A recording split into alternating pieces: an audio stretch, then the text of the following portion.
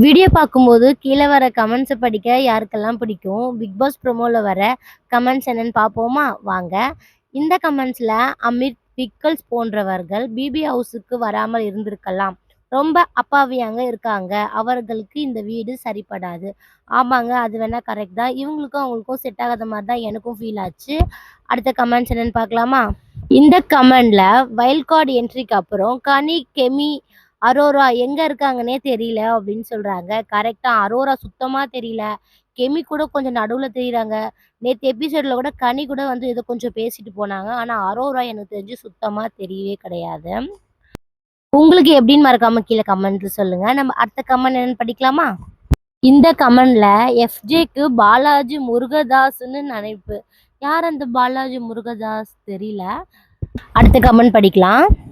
தகுதி இல்லாத போட்டியாளர்களை நினைத்து நேற்று தீபக் அழுதது. அவர்கள் மீது கோபமும் வருத்தமும் வந்ததுன்னு சொல்லியிருக்காங்க. ஆமா, நேத்து வந்து தீபக் ரொம்ப அழுத ஆரம்பிச்சுட்டாரு. எப்படி சொல்றதுன்னா, உள்ள மீன் கடை மாரி சண்டை போட்டுட்டே இருக்காங்களா, அதனால வந்து அவருக்கு வந்து நம்ம இருக்கும்போது இந்த இடம் எப்படி இருந்துச்சு? இதுக்கு எத்தன பேர் வருவாங்க அப்படின்னு சொல்லிட்டு எதிர்பார்த்துட்டு இருக்காங்க. இவங்க வந்து வந்தும் ஒரு பிரயோஜனம் இல்லாம பண்ணிட்டு இருக்காங்களே அப்படின்ற மாரி தான் பண்ணிட்டு இருந்தாங்க.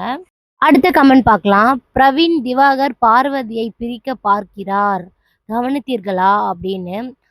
பார்வதியும் திவாகரையும் பிரவீன் வந்து பிரிக்க பார்க்குறாராம். அந்த மாரி போட்டிருக்காங்க. நான் கவனிக்கல. நீங்க யாராவது கவனிச்சீங்கன்னா மறக்காம கீழ கமெண்ட்ல சொல்லுங்க. அடுத்த கமெண்ட்ஸ் என்னன்னு படிச்சு பார்க்கலாம். நேற்று பழத்திற்கு பொருத்தமான வேடம் இதுவே அப்படின்னு போட்டிருக்காங்க. ஆமா, தர்பூசணி அண்ணாக்கு சூப்பரா இருந்துச்சு அந்த கெட்டப்ல. சபரிக்கு கூட அவ்வளவா நல்லா இல்ல. ஆனா அந்த அண்ணாக்கு சூப்பரா பொருந்திருந்துச்சுங்க. சரி, அடுத்த கமெண்ட் என்னன்னு படிச்சிடலாமா? அதே மாதிரி தான் நேத்து நடிப்பு அரக்கனுக்கு சிலை டாஸ்க் கொடுத்தது யாருக்கெல்லாம் ஹாப்பி அப்படின்னு சொல்லியிருக்காங்க. ஏன்னா நிறைய பேருக்கு ரொம்ப பிடிச்சிருந்துச்சுன்னு நினைக்கிறேன். அவர் தான் நடிப்பு அரக்கனாச்சே, அதனால அவரை சைலண்டா நிக்க வச்சுட்டாங்கங்க. சரி, நம்ம அடுத்த கமெண்ட்ஸ் படிச்சிடலாம். இது நேத்து டாஸ்கோட இது சீக்ரெட் டாஸ்க்னு ஒரு நியாயம் வேண்டாமாடா? இப்போ கெஸ்டையே வைப்பீங்களா அப்படின்னு சொல்லிட்டு எப்படியோ டாஸ்க் வந்து கம்ப்ளீட் ஆயிடுச்சு அப்படின்னு சொல்லியிருக்காங்க. கரெக்ட் தான். வந்தவங்க அழுவுற மாதிரியா பண்றது, அச்சுன்னு தும்புறது, அப்புறம் என்னோட டவல்னு சண்டை போடுறது நல்லா இருந்துச்சு. ஆனா பார்க்க இந்த கமெண்டும் டாஸ்கை பத்தி தான். சாண்ட்ரா சீக்ரெட் டாஸ்கில் பிரஜனை தேர்வு செய்யாமல் திவ்யா அல்லது பார்வதியை தேர்வு செய்திருந்தால் தனித்துவமாக இருந்திருக்கும்.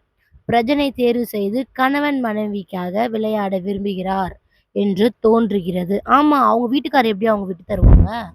அதுல தான் அவங்க வந்து அவங்க வீட்டுக்கார செலக்ஷன் 2 பேர்ல யாராவது ஒருத்தவங்க கப்ப ஜெயிக்கணும்ல. அதனால பண்ணியிருப்பாங்க போல. அவங்கள பொறுத்த வரைக்கும் அது கரெக்ட் தான். ஆனா நீங்க சொன்ன மாரியும் அது கரெக்ட்டா தான் தோணுது. சரி, நம்ம அடுத்த கமெண்ட்ஸ் என்னன்னு சொல்லிட்டு படிச்சிடலாம். இது தமிழ்நாட்டுக்கே பொருத்தமான ஒரு கமெண்ட் தான். தகுதியின் அடிப்படையில் வாக்களிக்கும் தன்மையை தமிழகம் இழந்து பல வருடங்கள் ஆகிவிட்டது.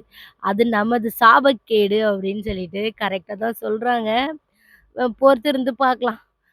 ஓகே ஃப்ரெண்ட்ஸ், இந்த கமெண்ட்ஸ் யாருடைய மனசையும் புண்படுத்துற மாரி இல்ல. அதில வந்து கமெண்ட்ஸ நான் படிச்சு காட்டியிருக்கேன். எனக்கு தோன்றத நான் சொல்லியிருக்கேன். ஓகே, உங்களுக்கு யாருக்காவது பிடிக்கும் அப்படின்னா மறக்காம கீழ கமெண்ட்ஸ்ல சொல்லுங்க. நம்ம அடுத்த ப்ரோமோல என்ன கமெண்ட்ஸ் வருதுன்னு சொல்லிட்டு அடுத்த வீடியோல பார்க்கலாம். பாய்.